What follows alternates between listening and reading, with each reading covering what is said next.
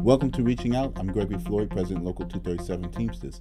With me today, our very special guest is the current Manhattan Borough President, Scott Stringer.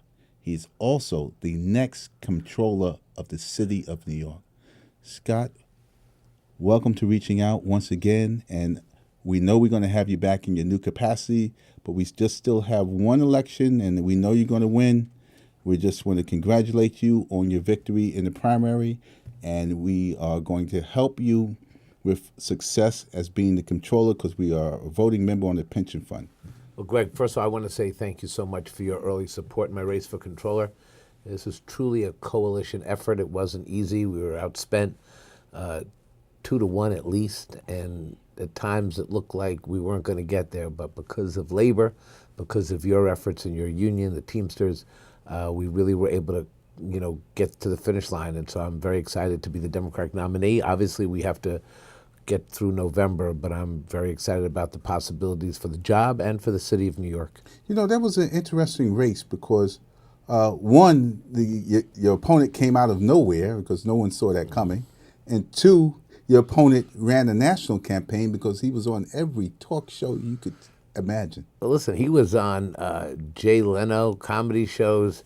There was a point there where I was wondering if he was ever going to campaign in New York City because he was on these national shows, and that's why it turned into a national race. But I knew at the end of the day that the people of New York City wanted a Comptroller who was going to watch out for them, the struggling people in the city who feel that City Hall hasn't been listening to them. They wanted somebody who would be a steward of the pension fund to protect their retirement security, and they wanted a Comptroller who was not afraid to take on City Hall when the mayor would be doing the wrong thing. So we were able to get that message out on the grassroots, at the subways, in the buildings. We talked about our record on NYCHA housing, and that was very helpful in so many communities. So we're here, we made it, and I'm looking forward to working with you as we move forward. Speaking of NYCHA, you didn't just start working with NYCHA when you became the Manhattan Borough President. You were actually working with NYCHA when you were the Assemblyman in Albany.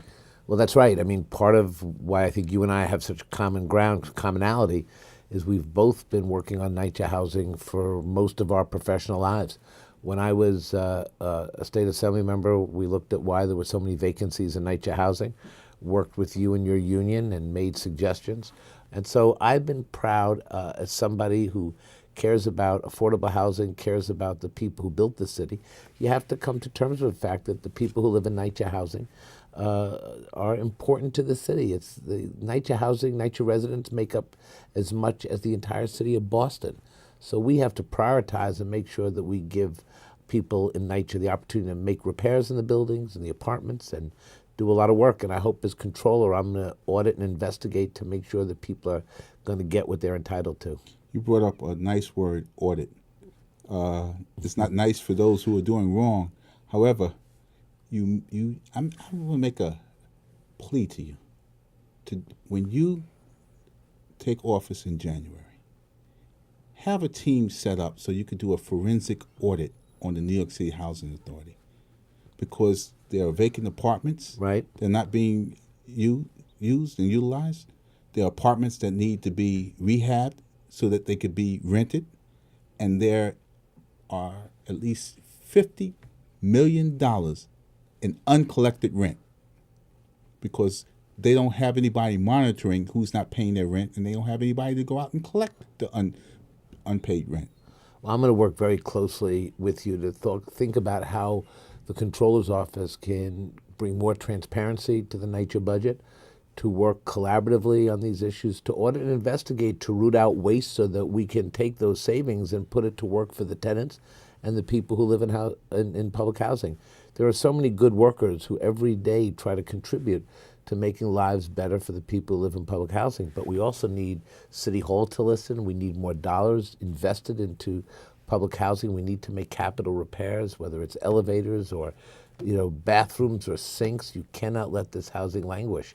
And for too long, this agency has been a second or third tier priority, and we've got to bring NYCHA housing into the 21st century and recognize for a lot of people it's the gateway to a successful life. You start at NYCHA Housing, and then someday you may have home ownership.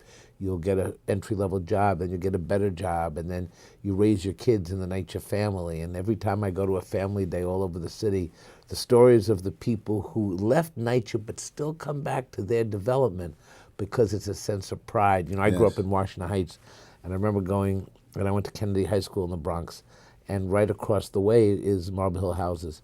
I remember going to Family Day, and everyone was telling me, yeah, I went to Kennedy too, because they grew up in Marble Hill. And people wanted to come back. Now, no one goes back to something they don't like. Right. But so many people come back to Family Days because they respect the people and the family that was created within public housing. So it's something that works, and yet we don't invest in our public housing and our public housing residents. I would like to see the new mayor and the new government that'll be constituted January 2014 to signal it's a new day. I'm excited just hearing you be excited. So I haven't heard this level of enthusiasm since I haven't heard this level of enthusiasm. Thank you. I am excited. I admit it. Yeah. But we have 30 seconds. Your last thought?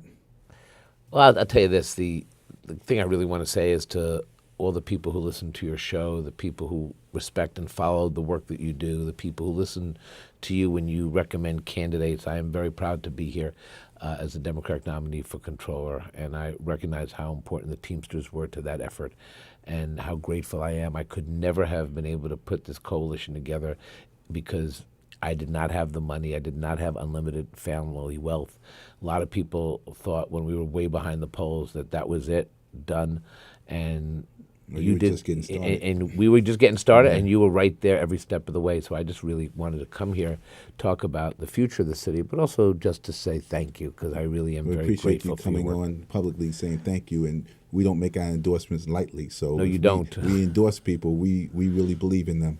That's all the time we have for this segment of Reaching Out. I'm Gregory Floyd, President Local 237 Teamsters. Very special guest was the Manhattan Borough President, soon to be the City of New York Comptroller, Scott Stringer. Thank you. Thank you, sir.